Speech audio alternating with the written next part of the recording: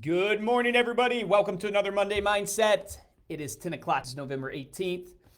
Just give it a second for people to jump on. Hope you guys are having an incredible Monday so far. Hard to believe that it's already November 18th. Can you believe, what is it, next week is Thanksgiving, which is absolutely nuts.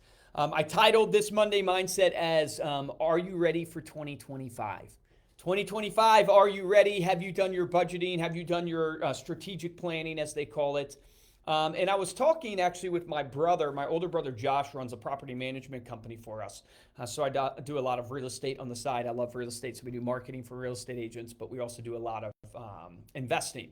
And so we have a property management company, and we were talking about the different goals that we have. And I was walking him through that in business. I think one of the hardest things for people when it comes to strategic planning in business is that they think there's a right way to do it, that there's this certain way you line out a business plan that's the right way, and that's why you go to college to get a business degree. And I just have not found that to be true. I find that in life, it's just about being really, really pragmatic. Meaning, if you think about 2025 and you think about what am I going to do in 2025 as a goal for my business, how should you plan? First is you want to look at your history. So this is what I do. I'm just telling you. It's like your best indication of your future performance is your historical performance. So when you look historically, what have you done? And can you look at your conversion rates and number of dials and just literal activity and see what that activity actually produces, so you can project out and forecast that if I remain the same, I should achieve X. I should get, this in 2025 based upon my historical performance. So then after you look at your historical performance and see what you have done and what you can do based upon what you have done, then you look at, okay, where do I want to be? And then you put down on paper, this is what I want. This is the income I want. This is the amount of revenue I want to generate as an organization, whatever yours is. And then you have to ask yourself the question, and this is where it gets really pragmatic and basic. Just ask yourself the question, why am I not there today? And write down, like if I were you, I would map out even 3 years and go, here's where I want to be in 2025. Here's where I want to be in 2026. Here's where I want to be in 2027. And you can come back obviously just to the year, but you want to write down and say, okay, what is it that is keeping me from getting to where I want to go in 2025? If you think about it like a graph, you have the graph and you have point A where you're at, point B where you want to be. In between are all the assumptions that you need to make of why you're not at point B now. And literally write them down. So for me, like I'll give you an example for our postcards business, right? So postcards, we want to grow and we want to see if we can do 13 million cards this year in our postcard business. So then I ask myself the question, okay, well, how do I get to 13 million cards? Well, I can see my historical performance of what people are doing, but then I write down and go, okay, what are my assumptions that are keeping me from getting there? Well, my sales team isn't selling enough. Okay, well, if my average salesperson is only selling 400 and about 30,000 cards a year, but I need them to be selling on average 520,000 cards, so my salesman's not selling enough, what are the assumptions that are making that true? Meaning, maybe they don't have the best leads that I wrote down. Maybe our leads aren't good enough for our sales team. Maybe our scripting isn't good enough.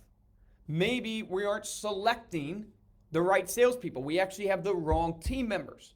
So I'm writing down these assumptions of going, hey, I want to do 13 million cards, but right now in my historical trajectory, I'm not going to do 13 million cards based upon my actual performance. So what are the things that are keeping me, that are my best assumptions that need to change? Well, maybe I need better leads. Maybe I need better people. Maybe I need better scripting. Then I can look and prioritize my assumptions and try to verify them.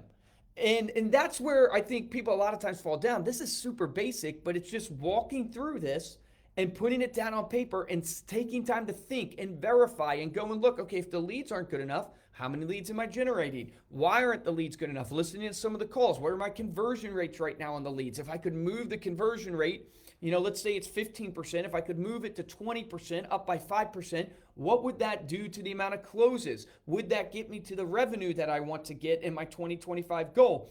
I just put down these basic assumptions that allow me to start vetting my assumptions. And then once I land on the assumption I believe to be the most true, that should be the highest plan of attack, then I get down into the actual tactics and strategy of how we're going to do that. For instance, I need to hire better salespeople on my postcard team.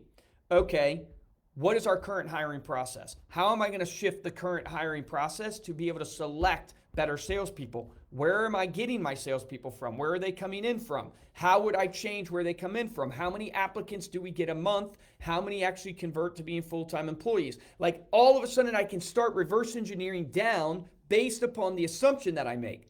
The reason why I wanted to share this with you guys today on Monday Mindset is I think what happens to people is they start thinking about 2025 and they don't know how to build a business plan, and they don't realize that, no, it's just as simple as going, hey, here's where I'm at in point A.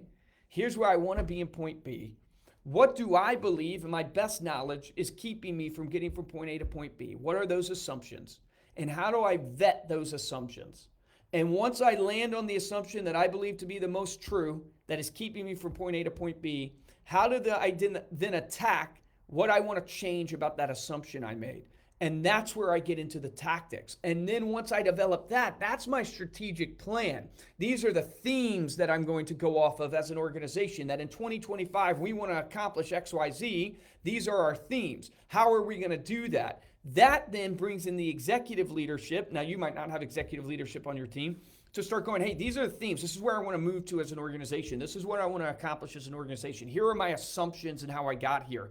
Now you go develop the day-to-day strategy. So really, by quarter, by month, by week, by day, what do we need to produce? So when I told my VP of sales in postcards, to carry on this conversation, hey, I want to do 13 million cards. Here are my assumptions. She went back and said, okay, in order to get 13 million cards, here's how I would need each salesperson performing. Here's how many people I would need to hire at my current retention rates. Here's what I would need the lead flow to be from marketing, and got with the ops team to spell out, here's how many we need from emails, here's how many leads we need from paid advertising, here's how many leads we need from referrals. She then spelled all that out.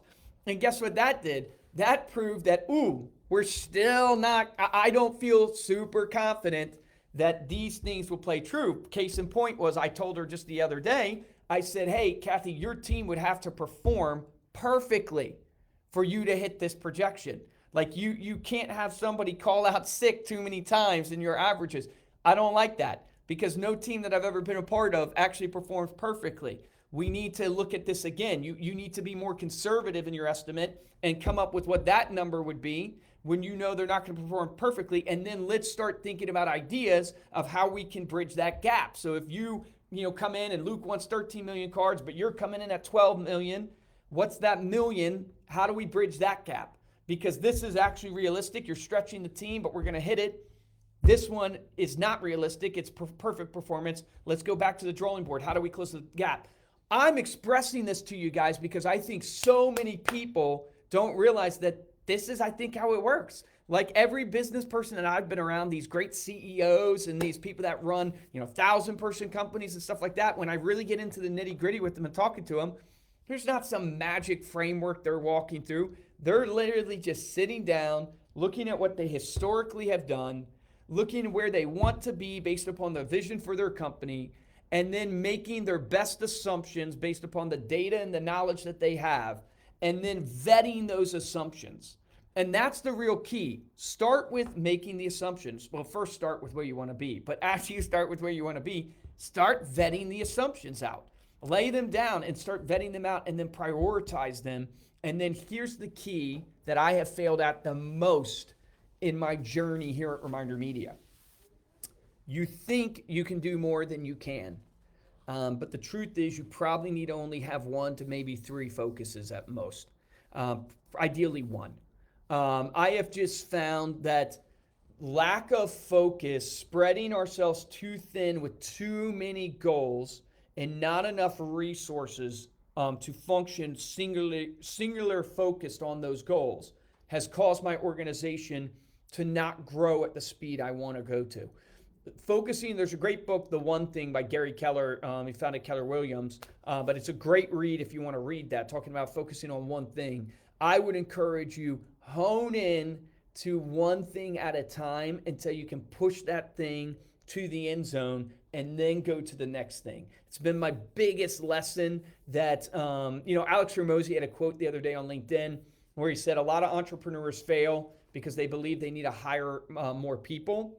And the truth is they don't need to hire more people. They don't need more resources that way. They actually just need better focused people and maybe higher quality people, but not more people. I made that exact mistake at Reminder Media.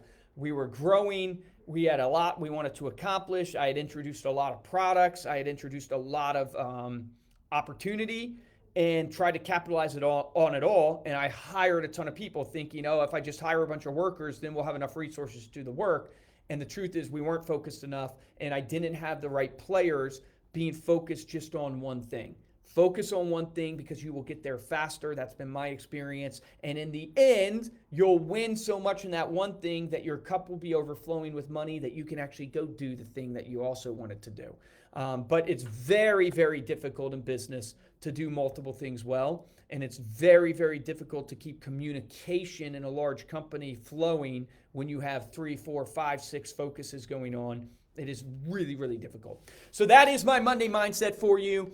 I don't know why on this Facebook Live I can't see your comments, but I think somebody did comment. So who's ever on this, welcome to Facebook Live. All right, there we go. I just had to refresh. What's up, Lily? What's up, Joe?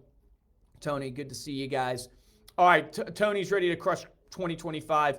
Chad, have you guys done your, wrapped up your whole strategic plan, like your budgeting and stuff like that, or do you wait till December to do that? We are in the midst of wrapping up ours at Reminder Media. I'm actually meeting again today with my VP of Finance, but we pretty much have most of the budget laid out, the goals laid out.